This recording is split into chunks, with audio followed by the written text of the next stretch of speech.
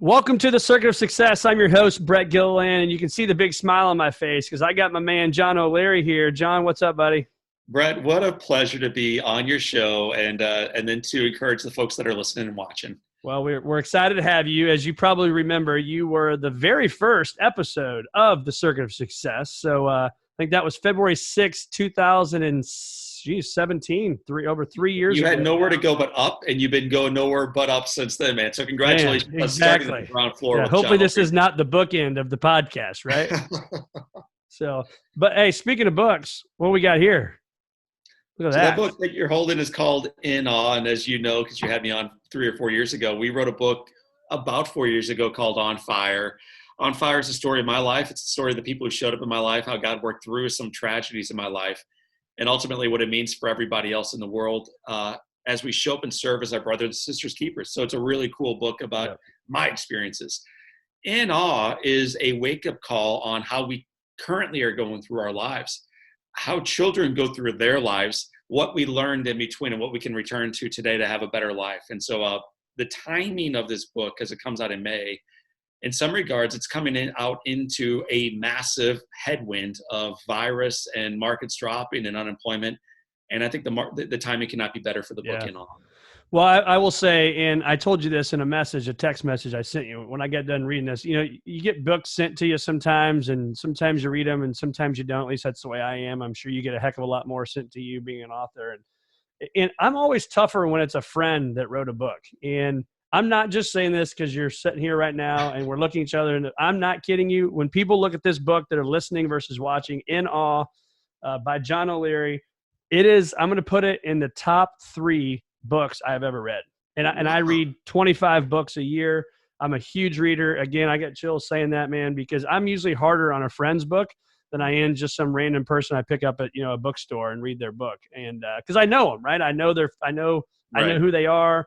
But everything about this book is you. It is truly you. It is inspiring. It is a thought-provoking book. It makes you slow down and think about, when I started reading the part about the kids running into school, right? They're excited. When's the last time you ran into work, right? You parked your car and you ran into work and you couldn't wait. We don't do that stuff anymore. And kids have these awe-inspiring kind of moments, and we're not doing that, man. And again, so the other books, if you will, is John Gordon's The Energy Bus, and the other book is The Rhythm of Life by Matthew Kelly. Ooh, man, those are big books. So those are my 3 top books, and I'm going to put the Brett Gilliland voucher on it. If anybody buys and reads In Awe, and you don't like it, you mail it to me and say this book was terrible. I will send you the $25 or whatever it is that it costs you. I will send you the money back if it's that bad. Deal? Deal. I look forward to getting my $25 back. No, I'm going to give the person the $25, right? You're going to keep your money for selling the books. I'm going to give them $25. Anyway, man, I could go on and on about it, but I would like to start with, this is late in the book, and we talked about this, and I'm probably going to butcher these words, but people respond with sawabona and sikona. Talk to us about that. So it's coming out of a section actually on belonging. So to understand how I built this book, you got to kind of take a few steps back first, Brad. And for me, going through life as a speaker, I would speak with large organizations at conferences, and I'm considered to be a somewhat successful speaker. So people pay attention when I'm on the stage. That's just me being candid with you. Like, sure, they're pretty engaged. But even when I ask them questions, very few hands go up. When I have them turn to a neighbor, it's like twisting arms to have people turn and play along. Yeah. And so I would leave these sessions that were a little sometimes difficult to get the audience to really engage and play along and have fun and believe again. And then for fun, what I like to do is go into schoolhouses. I like to speak to first in the morning organizations, and then in the afternoon go to schools. That's what you and I were going to do recently. Yeah. And with the school, when I ask a group of first graders a question, every single hand always in the classroom pops up quickly, sometimes before I'm even done asking the question, sometimes before I'm done asking, like even starting the question. They're that engaged. Like you mentioned earlier, they skip into the school building. And so these kids have something to teach us. And not only do they have something to teach us, we were once them. So what is it that they have about engaging in the classroom, about smiling far more frequently than we adults do, about having something called ferocious optimism? right now, like they're being homeschooled 1 hour a day. They think this is great. Right. Everyone else is crushed with the market and unemployment. And I think this disease will kill all of us. I'll be surprised if anybody survives this. That's how we're feeling. Kids, they're not reading the headlines. Yeah. They're looking out through their own lens. They're doing life wildly differently. And I would say to you, listeners and viewers and Brett and myself, they have a better way, and I think a more honest way to see life. Yeah. It's ultimately through the lens of truth. And so I saw it in others, but I also saw it in my own 4 children, the way they engage with me and engage with others. They were less judgmental. If they wondered why someone was in a wheelchair, rather than turning their shoulders against them and walking in the opposite direction like you and I might do, they actually walk right over and say, "Why are you in there?" The person answers, and then they're friends. Boom, it's behind them. Right. "Why is your skin darker?" God made me that. Okay, boom, it's behind us. We hold on to things so long, which also means we hold on to the things that make us different, which means we never really feel like we belong, which takes us back to your original question, like, John, where does this come from? Can I interrupt real quick, John? And I feel like I made a mistake here, but I know you so well, and I got engaged in our conversation. I dove right in. Can you give a little background of who John O'Leary is and what has helped get you to the man you are today? Because obviously, if somebody doesn't know, most people are going to know who John O'Leary is that listens to this probably. But if they don't, tell us a little bit of the backstory.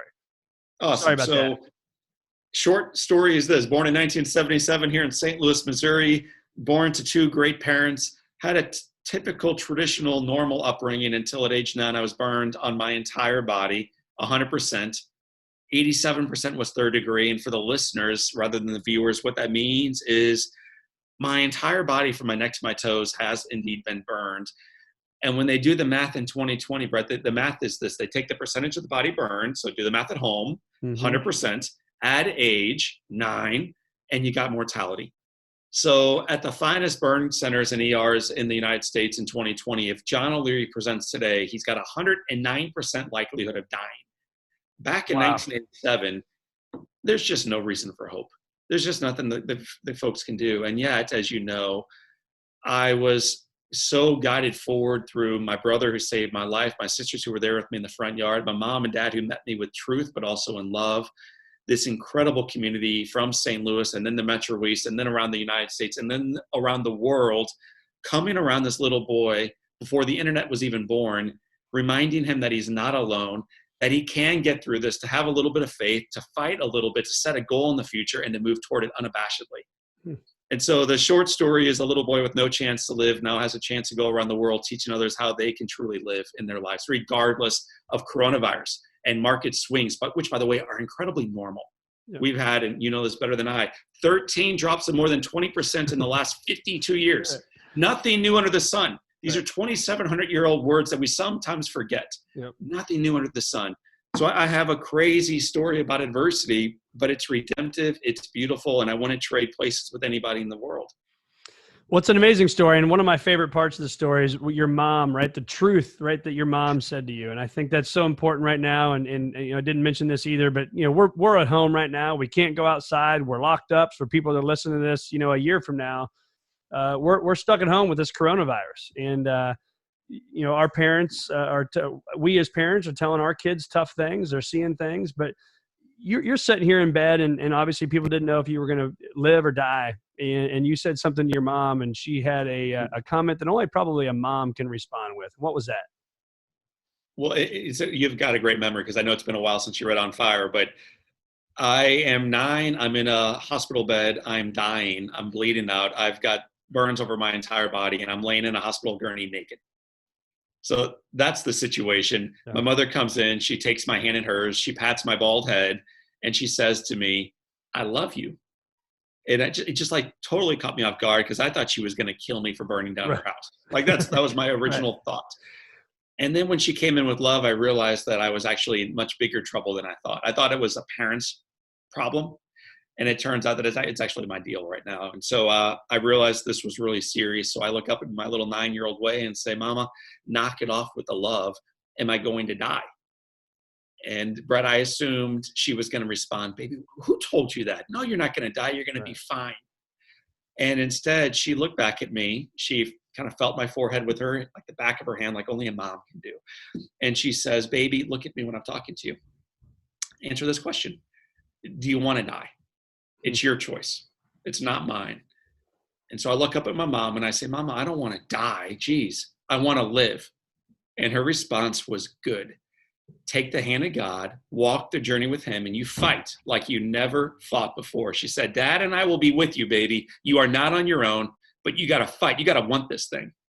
And on January 17th, 1987, a little boy with really no earthly chance at survival took the hand of God, trusted in his mom and dad, believed that tomorrow was going to be better than today, and has been right every day since. Yeah.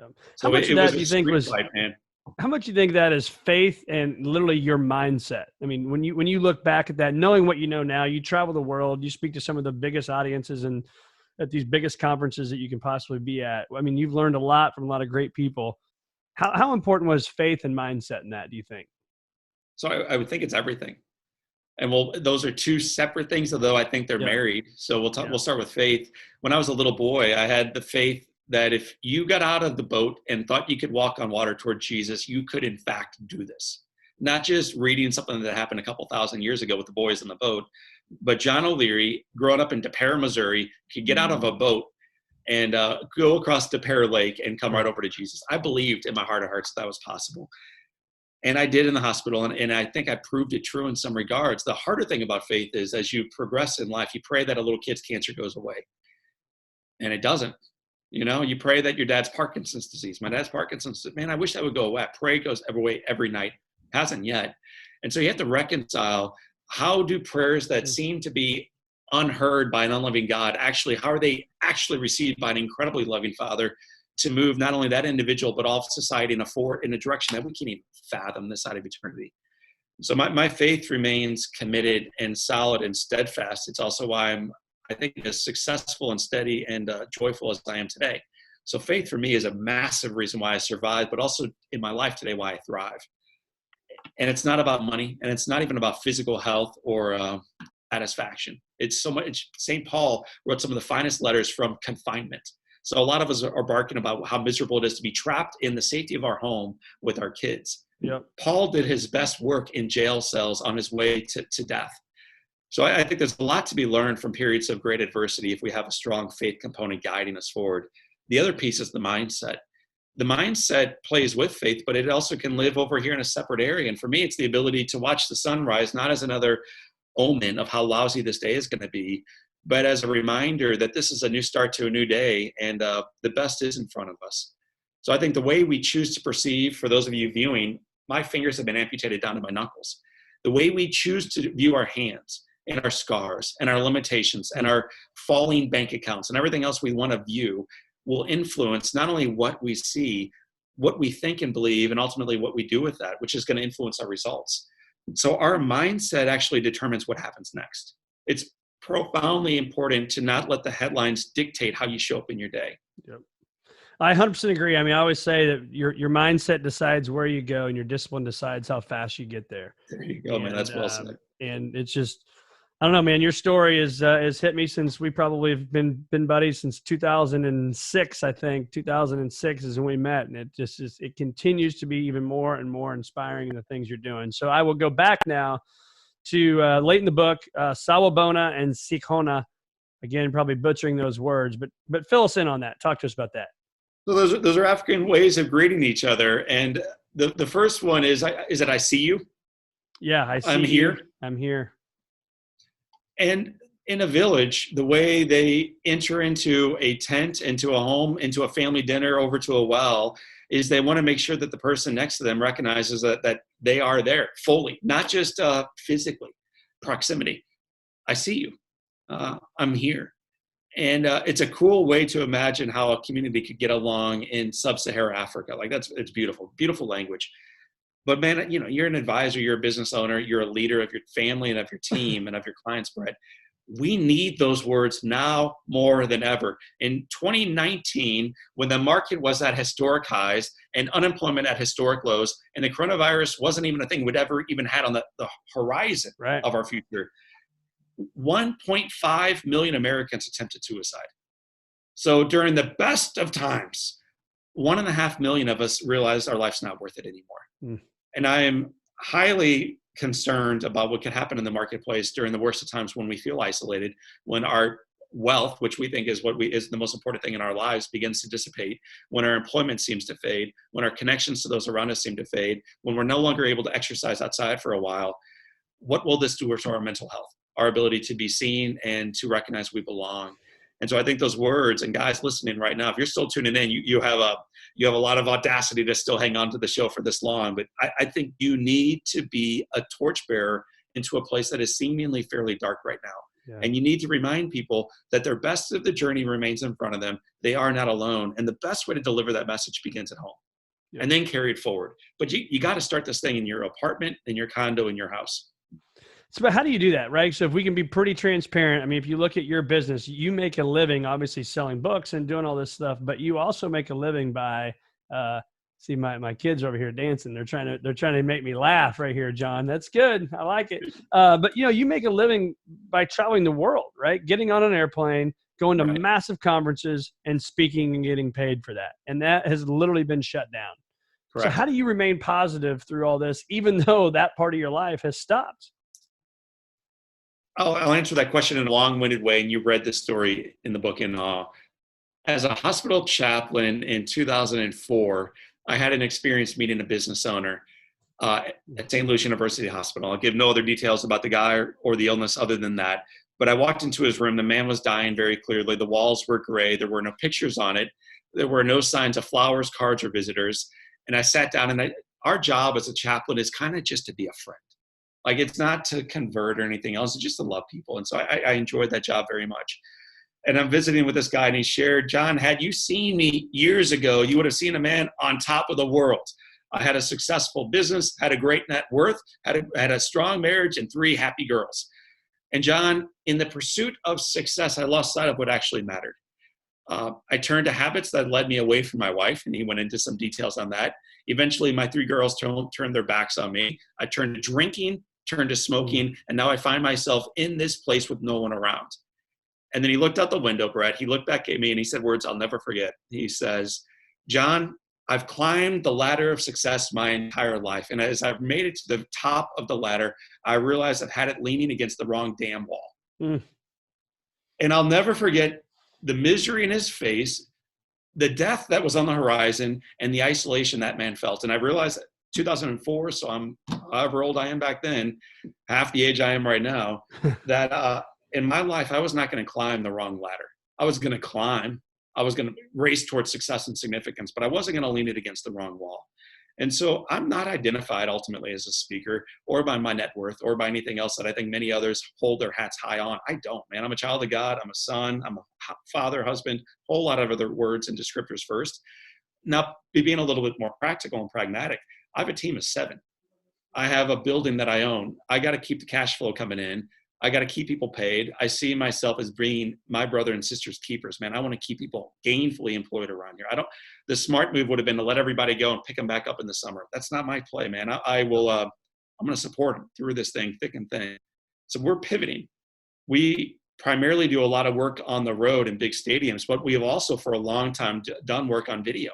So now we're going all in on video work. We're doing conferences around the world. We're doing coaching around the world. We're doing kickoff calls around the world. We're having a huge impact right now from the comfort of our office and from the safety during the coronavirus of our office. So the impact is continuing. The cash is dwindling a little bit, but we believe it's going to come back on. Hang on for it. Right. And then the final piece I would say is we spoke to offer people hope. Like, that's why I speak. That's why I get on airplanes, man. It's not ultimately for a check. I want to provide people hope and perspective. I still am. We're doing more Facebook Lives than ever before. Our podcast, we have something called the Live Inspired podcast. It's never been more downloaded than it is right now. I think people are longing for hope and perspective and truth. So we are doing all of this, and we're doing it in a little bit of a different way, making a little bit less money doing it, but having a blast living into our mission. Yeah, I think it's important too, is that what I hear there is that you're adapting, right? And I think so many of us people that are working and maybe our income went down, some people's income just went away, some people's business might have literally shut down, now is the time for that hustle, right? Now is the time for the grit to go out and make it happen, and for you to turn right or turn left and adapt. Wouldn't you agree with that? So let me just encourage you guys. Right now, many of you could tell me like the most popular streaming shows on Netflix, or a 16-part Amazon show that you are now 3 days into. Right. I just encourage you, while everybody else is on the sidelines wasting these days, I beg you to go all in on these days. When you're with your kids, your family, your roommate, be wildly engaged with your kids, your family, your roommate. But when you're not, man, work. You want to learn a new language? Learn a new language. You want to learn how to do something professionally you've never done before? Do it. You want to start a podcast? Start one. But don't waste these days, because Brett, the greatest generation, my grandfather's generation, probably yours, they were great because they endured the Depression. They rebuilt the country. They went off to war. They won the war. They came home. What made them, I think, truly great is not that, though. Most of us would have done that. Most of us would have endured the Depression. Most of us would have answered the call and gone. What made them truly, truly, truly great is this. They never forgot the lessons they learned along the way. They never forgot the humility, the faith, the togetherness, the fact that we're in this thing together. They never forgot that along the way. My grandfather, after September 11th, he took the majority of his portfolio. This is not me giving investment advice, leaders at home. This is me telling you what my grandfather did. And he bought every airplane stock and Boeing. It's the worst bet you could have made, because on 9/11, everybody knew afterwards those things are going to plummet. He did that as an American citizen to support these businesses that he believed in. He wasn't all that worried ultimately about what the return was going to be for him. He wanted to make sure that he was voting with his dollars in a place that he knew it would make a difference, at least in a small way. The greatest generation never forgot the lessons they learned on the way up. And I just encourage us during these days of panic, let them teach us. Let them refine us. Let them redeem us, and let us become made better because of them. I like it, John. I like it. I read something, and actually I was telling some people this. I said, something great is going to come out of this, right? There's going to be an idea somebody's going to have. They're going to build this amazing big company. I don't know what it is. I'm maybe not smart enough to figure that out, but something's going to happen. And then I saw a post, and it said, here were the startups founded between 2008 and 2010. I don't know if you've seen this or not. No. But it was Uber, Airbnb, Slack, Pinterest, WhatsApp, Square, and Venmo. All were started between 2008 and 2010. And you think about that, some of those are some of the biggest companies that we all use, right? You're a guy that travels the world. How many times have you used Uber in the last, year? Hundreds, Yes. Right? That wasn't even around 10 years ago. It's crazy. So anyway, could go on and on about that. But right now, I think it's really, really important. Again, I was on a group call with some of our advisors earlier, and we were talking about how do you stay positive, how do you stay healthy. How important right now is self-talk with where we're at today? So if I ask you how many people died in Italy yesterday, you could probably tell me. If I asked you what the spread is doing in Spain, you could tell me. If I asked you what Trump's latest tweet was and how he got it wrong, you could tell me what's happening in the headlines, which means that's not your self-talk, that's someone else's. That's Trump's, or it's Pelosi's, depending on which side of the aisle you want to party on. Sure. It's the New York Times, or it's the Post-Dispatch, it's the Wall Street Journal, it's everybody else other than you. And I know, Brett, because you're my friend and you're my brother and I love you and I respect you, that you spend 90 minutes every day of your life in the morning to own your mindset throughout the day. That's right. Because it's going to determine what happens in that day. And if you are letting the New York Times tell you what's going to happen in your life, you are going to be a train wreck during this time. We have had 13 now, corrections of greater than 20% since 1943. This too shall pass. This is going to pass. Now, you can feel victimized by it all. And for some of us, we are dealing with hardship. We've lost income. Many of us have lost our employment. But there's also a way to control our mindset. And so what I always encourage my team to do, and what I do as a man myself, and what I encourage our audience frequently to do, is like you, to have that journal. And every morning I get up about 4:30. I go outside, even if it's cold. If it's cold, I grab a coat, I grab a coffee, and I stay out there. And that's when I do my best work. It's when I pray, read scripture, reflect, journal, dream. And I ask the question as the sun begins to kiss over the horizon. The question is always, why me? And then I spend the next several minutes, sometimes 90 seconds, other times 30 minutes, journaling on what I'm grateful for right now in this moment. And sometimes it's a love letter to a family member, a spouse, a business owner, a colleague, a daughter. But I start my day reflectively, prayerfully, in gratitude. And it's very hard for me to feel too busted up about what's happening around the world, things I can't control, if I'm only living in that lane. What I choose to do is control my own thought, my own mindset, And then when I do look at the headlines, because I can also tell you what's happening in Italy and Spain, because I think we need to be aware, but we don't need to be buried by it. I'm aware of it, and we're trying to make a difference into it. We're trying to speak truth into it. We have endured storms like this before. H1N1 was actually not all that unlike this one. Just something most of us yawn by. Well, it claimed 13,000 Americans' lives. I think 600,000 around the world, but we're bored by it these days. Like the storm is always on the horizon, and we can choose to put up our sail and go in a new direction, or we can choose to go with the storm and feel brutalized the entire journey. And I just refuse to play that game. Yeah. Life is too finite, and it is too precious to waste these days only feeling sorry for ourselves. Couldn't agree more, man. And I think I mean, and I don't know the number, but think of how many people, millions, hundreds of millions of people that right now, if anybody really probably listening to this, even in the bad times, and I know there's bad times right now that people are going to say, Brett, you don't understand what I'm going through. I agree. I don't. But there's a lot of bad stuff going on. But think of how many hundreds of millions of people would still trade place with John O'Leary right now. Right? I mean, think about it. I hear what you're saying. So last year, and you got to be careful when you throw stats around, because the value of a human life is priceless. So one person dying of COVID-19 is one more than I want to die of COVID-19. Seriously, That's why I'm self-isolating. My own health, I'm not at all worried about, but I'm deeply worried about my father with Parkinson's disease or your grandmother. Like, I'm really highly concerned, and I'm really concerned about our healthcare team. So that's why I'm doing my part. Last year, though, 36 million people died of starvation. So we get really focused on some numbers, and we choose to turn our lens completely away from other far more massive numbers. Last year, 1.5 million people attempted to take their own life. So there are things that ravage society. Last year, in one July weekend in Chicago, more than 200 people lost their life in gang violence. And we yawn, because it's really not our problem. Right. Well, I kind of think it is, because what happens in one spot happens in all. Life is not fully isolated. You are not an island. We recognize this now finally through the coronavirus. Let us not forget it when the coronavirus passes. We are called to live into the best of our talents with all we have, but also to serve as our brothers and sisters keepers. So use this experience to huddle up, to discover again what matters, but also to accelerate forward into life, because it's about to get a lot better. And then our job is to make sure it gets a lot better for a whole lot more people.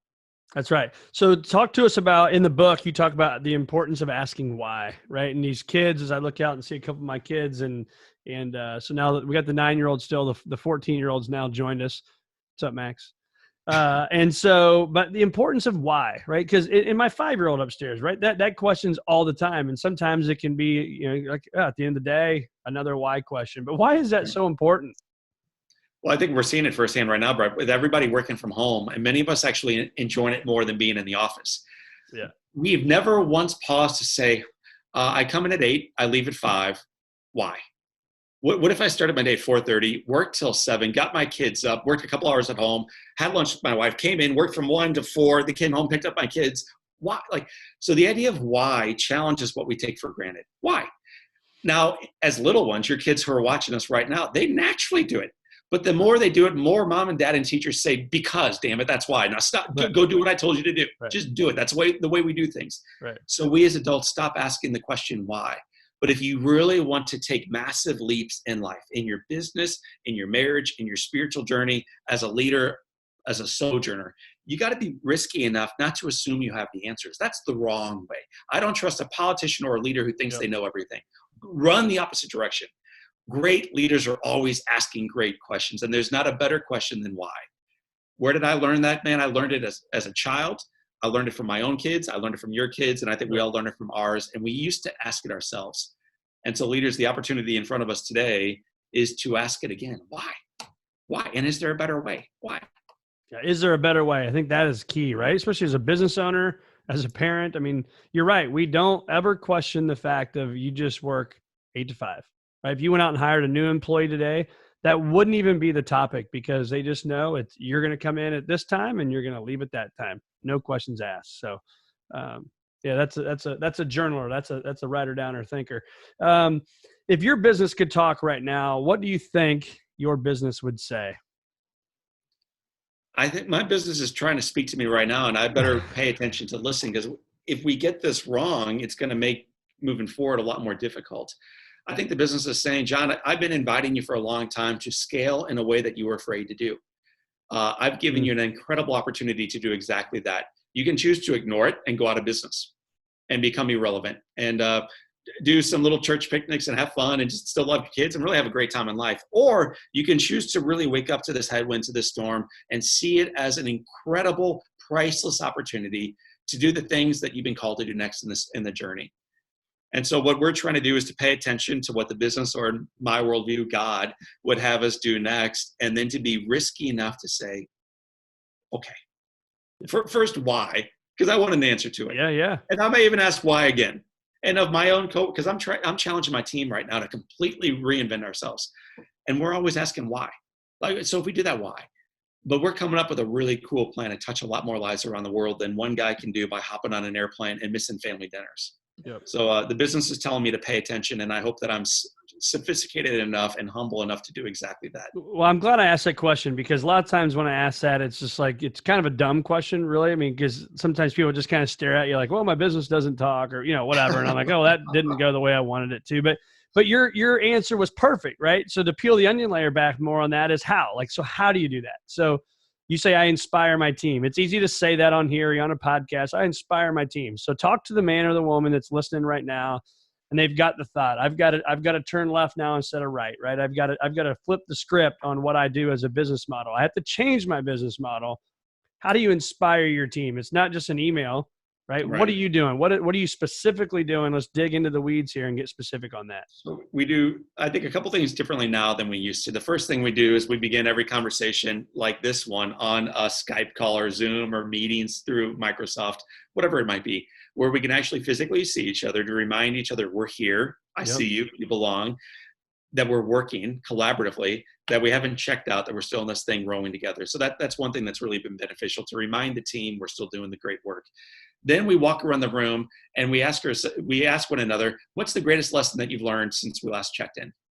Sometimes that's 24 hours. Sometimes it's 4 days or so. No more than 4 days, though. What's the greatest lesson that you've learned since we last checked in? So we cycle around the room and everybody shares what the great lesson over the last 24 to 72 hours might be. And then we go around one more time. And I know this is like, John, do you ever work? And it's like, I don't know. Maybe I don't. Maybe I don't even have a job. But the third time we take a lap around it is, what's one thing from the past meeting that reminds you of the priceless work that you do? Because I want people, in particular during a time where they may feel a little isolated. Some of them are homeschooling their kids and trying to work for John O'Leary. That's exhausting. Others are a single lady working out of her home with a dog, and she's feeling really cooped up. That's hard. One's a single father doing the same thing. That's really hard. So I want them to kind of come out of that isolation, to be reminded of the great work they're doing, that it does in fact matter. So not only do they need to report out on that, Brett, the other really valuable piece of that is all week long, they need to be seeking that. They need to be looking for the emails, looking for the phone conversations, looking for the great ideas that they're coming up with that remind them of the great work that they're doing. Well, you're right, because if you're going to ask me that question, I better have an answer, right? So better have an answer, man. Yeah, so I am looking out for it. Because But Larry's going to drop the hammer. So that's one big thing. The team meeting is important. The second thing is the vision. I'm casting a vision that is as bold as anything we've ever had. And every year we grow here. So even with the headwind, we're growing. Get ready, people. I don't know how, why. Right. Hey, let's keep asking questions, but we're not done yet. Let's go. And the third thing I'm doing is, by the way, on the vision thing, Kennedy said we're going to go to the moon. We're going to come back. We're going to do it safely, and we're going to do it by the end of the decade. Yep. And the majority of the tools that were in that space rocket weren't even invented when he made that commitment at Rice University in '63. So sometimes we just need an audacious vision and say, let's go. I trust you enough to get there with me. So his was the moon, and I'm making a moonshot right now. And then the third thing I'm doing is I'm sharing my finances with the team. For the first time, I'm sharing profit, loss, money in the banks, money out the bank, because I need them to recognize the urgency of where we are, but also the excitement about where we're going. Right. So I want us to recognize that we are in this thing together. And I'm not going to give up on them, but during a season where everybody else is on Netflix tuning out, I want them to be hyper engaged when they are working, and then really focus on their family when they're not. Yeah. I think too, what you're saying there is, don't you think that the old, paralysis by analysis, or, they got to have all the answers before they move on. And what I'm hearing from you, and I know we do this as well in our firm and with our team, is we may not have the answer right now, and that's okay. Right. But as long as you're doing the right things and you're making the right steps and you're the grit, the audacity, whatever it may be, sometimes you don't know the answer. right? We had a team call today. I don't know the answer, but I know what we're working together really hard on as a team, Right. and the right answer will present itself. Right. And that's And what I I'm think hearing from you and what you're saying.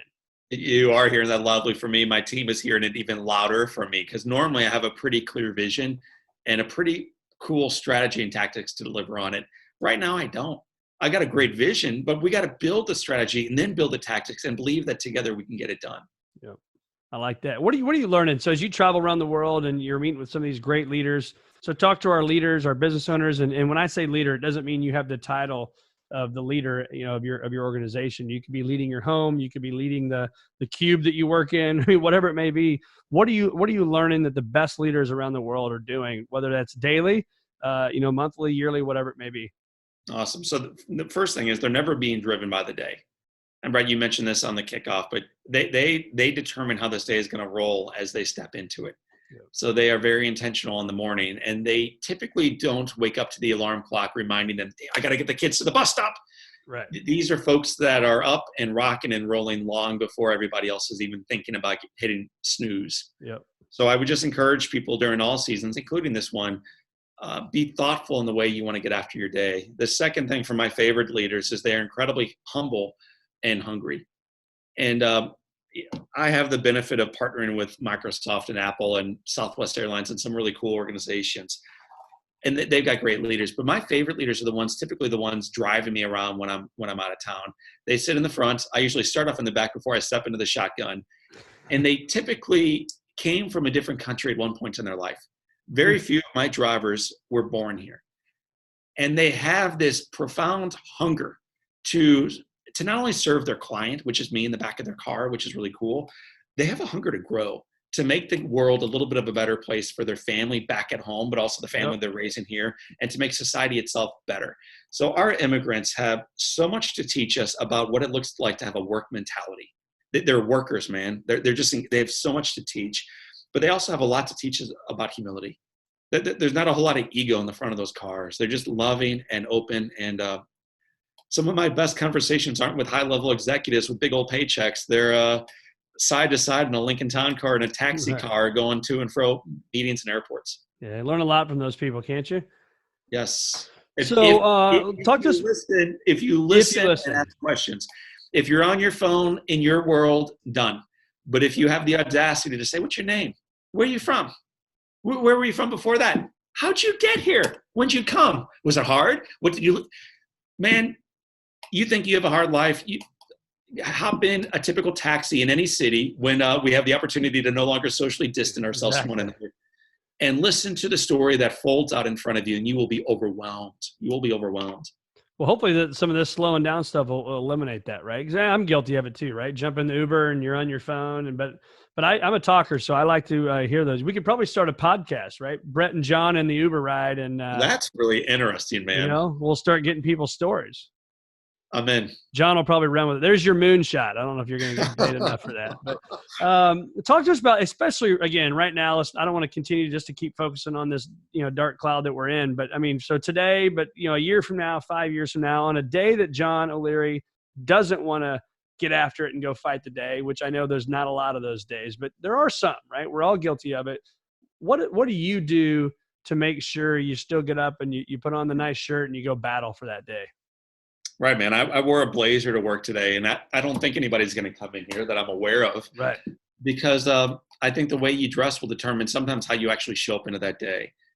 Even the way you just perform and think and the beliefs you have around yourself and the work that you're doing, it matters. So I'm not wearing sweatpants. Right. I'm getting after this day. I really want to do phenomenal work on this day. And so that's one piece. I will tell you, though, Brett, this has been a very difficult season as a guy who builds a portfolio of work around speaking around the world, to work really, really, really, really, really, really hard to build an incredible team.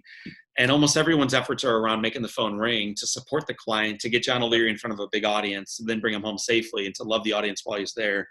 And then to have 27 meetings so far cancel. It takes years to build out one event.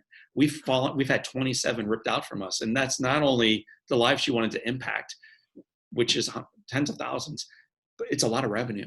And it's the mortgage for my colleagues, and it's meals for their kids. And I take this very seriously. So I had one long pity party about 2 weeks ago where I came to work, was feeling sorry for myself. I then left work, came home, played with my kids for 4 hours, and said, enough. I'm going back to work, man. And so I had one pity party. I think it's okay for us from time to time to be like, oh, man, I'm just broken. But you can't live there. And I'll share a very short story that I think ties in, and it's in the book. But when I was having a pity party as a kid, because I had my fingers amputated, my mother had our piano teacher come to our house. And dude, I'm in a wheelchair. I'm on a morphine drip, and I ain't got no fingers, and the piano teacher's in the living room. And what my mother was showing me through action that day was, John, they may have taken your fingers. They've not taken your life. You may not act like a victim for the rest of your days. Not in this house. Not when you got this much love. Not when you got this kind of foundation below you. And so for those of us right now struggling in a marriage or in a financial crisis, me too. But what I will tell you is they may have taken your fingers. They have not taken your life. Don't sit there for long. You can have the pity party. You can cry about it. You can cuss. You can punch a couple holes in the drywall. And then take a shower. That water's probably still going to be hot because your water heater's still on. Put on your button shirt and let's go. Let's roll up our sleeves and do it together. Amen, brother. I call it the bounce back theory. The most successful people I know bounce back from, bad things very quickly, right? They sure, we're all going to go home, have the pity party. I've done it as well, right? Like, screw this. I'm out of here. I'm going home, right? But you got to bounce back, because the only person that can change for your business, for those employees and the things that you take very serious is you, right? And if you're at home sulking, licking your wounds and crying about it, well, that's not going to do anybody any good. And I don't mean to be harsh about it, but it's true. The faster that John O'Leary or the person listening to this can bounce back and get back on those 2 feet, put on their clothes and go rock and roll and figure it out, good things are going to happen. So couldn't agree more. So talk to us. Let's have some fun here. You're a father, you got a business, you travel a lot. How do you slow down to enjoy the journey and be present in the moment when you're at home with these 4, probably like my house, crazy kids? So a couple of ways. I'll go. Am I the only one with crazy kids? No, they're way crazy, man. We don't have time to unpack this right now. You'll have to put a rating of X on this thing for me to tell you what my kids are doing these days. But when I used to be on the road a lot or in and out of meetings a lot, one of the ways that I self-managed was to first counter out time for just them. Whether that means days to not miss talent shows or homeroom or reading recitals or whatever the thing is. So even in the chaos of the sprint up the ladder, the first thing I prioritize is family time. Mm-hmm. So, for us, it's church, it's vacations, it's stuff up at school, it's weekends with it's the family time. It's the most important to me. The second thing is, most guys I know, and this is not a knock against your listeners and viewers, I don't know a whole lot of folks who are super engaged when they're at home. So although I'm traveling 2 nights a week usually, when I'm at home, dude, Brett Gilliland, you cannot find me. You can't find me. And I missed your call yesterday because my phone is off. I live with this thing off. I don't want to be chained to my phone. I don't want to listen for beeps and vibrations. It's never, ever, ever, ever on, which also means I'm engaged at work when I'm here. So my wife sometimes calls me and I miss that. But the better part of the story is when I get home, I'm shooting baskets, I'm loving kids, I'm doing jump rope, I'm having tea parties, I'm present. And so I just encourage all of us, when we get back to the old grind of work, when you come home, whether that's at 3:00 or 6:15, be home. Yep. Because what most of us do is we're so taxed by how exhausting work is that we then do work once we get home because we got to catch back up. And then we're so mad at ourselves the following morning for the first 2 hours that we're thinking about how we let Jimmy down and how we cursed at little Betty for, pulling on our pant leg. Right. And it's all out of whack. So when you're at work, work like a dog. But when you're at home, play like a puppy. I love it. Play like a puppy. Quote John O'Leary. I like that. So if I did take your phone, though, and it was turned on, what's the one thing that you would tell people you don't want me to delete? And email is not one of it because that's how we got to do business, so that's not fun. But if I had to delete one thing from your phone, what would give you a little bit of some angst? So of course, my entire phone book, I don't have a clue what your phone number is. And I know my mom's and my wife's. We've been together 17 years. So I have those 2 down. Besides that, I'm done. Yeah. I have a computer that has that backed up and it's on the cloud. For me, Brett, the greatest joy I get from my phone, in addition to having conversations with friends like you, is looking down and looking at pictures. I take pictures of quotes. I take pictures of beautiful trees. I take pictures of cute puppies. and I take a ton of pictures of my family. Yeah. It drives my wife crazy, but I'm always taking pictures of them because my memory is not quite sharp enough to remember it all. But in a photograph, it brings me right back to where we were, what I was eating, what she was smelling like, where we were going next. And so I love the buzz of pictures.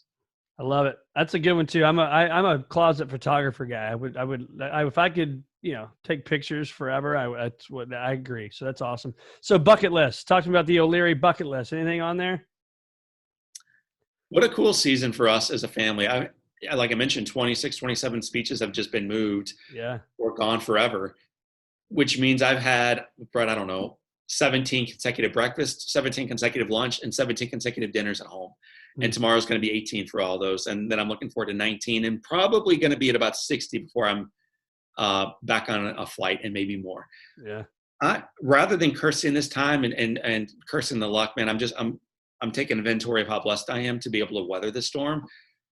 And that's the first thing you should know about me is I'm grateful for this crazy period in life that has forced John O'Leary off of one ladder onto another one. And I don't want to get it wrong when life returns to normal. So I'm going to go back to this book. In All comes out when? May 5th, baby. At all fine book retailers everywhere. Retailers, you'll be seeing posts for me and other people, I'm sure, on go buy this book. Again, top 3 book I've ever read. Page 61, if I may, I'm going to read something. You talked about my friend. We have 2 very different teachers standing in front of us sharing 2 vastly different messages. So you got the one character who's 45, right? And you got the one guy who is, if I can read this correctly, somewhere he's in his 90s, stage 4 of cancer. 98. About those 98. Talk to us about those 2 teachers. So one of them was Billy Crystal, and Billy Crystal was on, oh gosh, is it City Slickers? City Slickers. And he's a little 4th grade gathering. He's show and tell. He's a son show and tell, and they're talking about what their mom or your daddy does. And he's in radio. And as the kids are asking him questions, oh, so you play songs? No, I don't play songs. You write songs? No, I don't write songs. I do the commercials. Oh, so you write the jingles? I don't do that. You at least determine what it comes down to the guy does nothing. He realizes how miserable his life is. Right. And you guys all know this better than I. And if you don't Google it right now, watch it with your spouse and family and get a kick out of it. But he goes through this long speech about how miserable life is, how quickly it goes past, how it's going to end in your 80s. You're going to be calling your wife by the wrong name, and some Jamaican nurse is going to be taking care of you. Don't miss this day, kids. And all the kids are looking up at him like, what is wrong with this guy? So that's one teacher. Yeah. And what I would say to you, candidly, is it is the majority of the teachers we have around us in our lives. We're not doing life intentionally with great people. They post on Facebook how lousy Trump is, or how horrible Pelosi is, or how lousy our country is, or how miserable the Metro East is, or St. Louis is, or our states are, Illinois government, Chicago's backwards, the environment, like everything's bad. They're Billy Crystal teachers. And the other teacher was a guy named Pat Hinman. I met him when he was 98 years old. So I don't know what you'll be doing at 98, but let me tell you what he was doing. He was in charge of a gathering of 24 business owners. He coached them one-to-one between the monthly meetings. So as a 98-year-old, he's hosting a once-a-month meeting with 24 business owners, and then one-to-one coaching them for 2 hours between those meetings to keep them moving, bringing them back together. And he brings in speakers like John O'Leary to fire them up, to love them, to encourage them. So I have the opportunity of being one of those guys. It's a long story. I don't want to bore all your audience to sleep. I also want to give them a reason to go out to the bookstore and get in awe. But it comes down to the fact that this guy is still doing this at 98 with stage 4 cancer. And as he's getting his top coat on to go home, he says to me, John, it was a pleasure meeting you, my friend. So I thank him for that. And I'm like, where are you going now, Pat? Where are you going? He's like, I better get home or my wife is going to think I'm running around on her. This 98-year-old gets in his Lincoln car, drives back to his wife of 77 years. She also was sick, and he wanted to guide her to the finish line. Pat Hinman died 4 weeks after his wife. He was married to her for almost 8 decades. They did an amazing life together, and he served his businesses until the end. He also teaches us that you don't need to be a kid to be childlike. His birthday was that day, Brett. I don't think I mentioned that, but we sang happy birthday to him. And the only person who sang louder than all of us in the audience was Pat himself. It was like He was celebrating life, man, arms in the air, conducting us forward.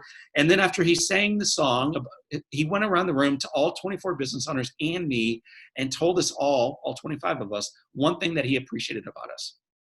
This guy savored life. And that's what kids do, but you don't need to be 7 to do it. You can be 98 or you can be anywhere in between. So you have 2 teachers in front of you, and I just encourage you to not choose Billy Crystal. I like it. Great message, man. I'm gonna close with this and anything else you got. But I'm going to read something real quick. So this talks about Thomas Edison said this. It said, when you have exhausted all possibilities, this is page 41, when you have exhausted all possibilities, remember this, you haven't. Mick Ebeling lives by this belief. He told me, sometimes people with the degrees behind their names solve the problems, and sometimes they are the problem. Amen. Because their experience and degrees and diplomas make them think they know the best. Sometimes what you need is beautiful, limitless naivety. Man, I love that. Beautiful, limitless naivete. Sorry, I keep saying it wrong. The willingness to admit that you don't know what you don't know, that you're ready to go on an adventure to uncover answers, that not knowing doesn't scare you, but it's actually an invitation to go on a journey, the journey of what if, and figure it out. So when you hear me read that, what are you thinking, my man? The very first thing I'm thinking is like, that is good. That is so good. Right there, baby. Well, and you want to write a good book, quote a lot of people smarter than you in it. Yes, and that's exactly. what John O'Leary's done beautifully, man. So I bring in people, my team, Brett, I'm the weak link. I only hire people more faithful, better, smarter, and more engaged than I am. And I try to step up my game every day to serve them. But Mick Ebeling is a guy who is curing some of the world's ills. And my great concern really with the coronavirus is that we got the smartest people in the world after with the PhDs behind their name and their infectious disease. And I think we need a bunch of guys with several beers in front of them saying, man, what if we tried this? What if we did that? What if we tried something wildly different? And I think if we got those guys in a room together and Mick Ebeling was in charge of it, this thing wouldn't have a chance. And if we can do this with coronavirus, why not world hunger? Why not the suicide epidemic? Why not the crisis we have around a negative savings rate as a country? So I think we need a whole lot of really cool people coming in with no ego, no designations behind their name, saying, man, what if? And then watch what happens when we do it together. Well, and again, I connect with that because I have a bunch of limitless naivete. That's me, man. So again, John O'Leary, this was a phenomenal book. I cannot express enough to our listeners. Go out in May, buy it wherever you can buy a book. It's going to be everywhere. I promise you. It says, rediscover your childlike wonder to unleash inspiration, meaning, and joy. I can't think of a better time for a book like this to come out, because in our lives right now, my man, this is what we all need. I hope we all slow down enough so we can speed up. Enjoy the time with your families. Man, create experiences, take pictures, love on your kids, play Monopoly, read a great book, write the things down that you're thankful for.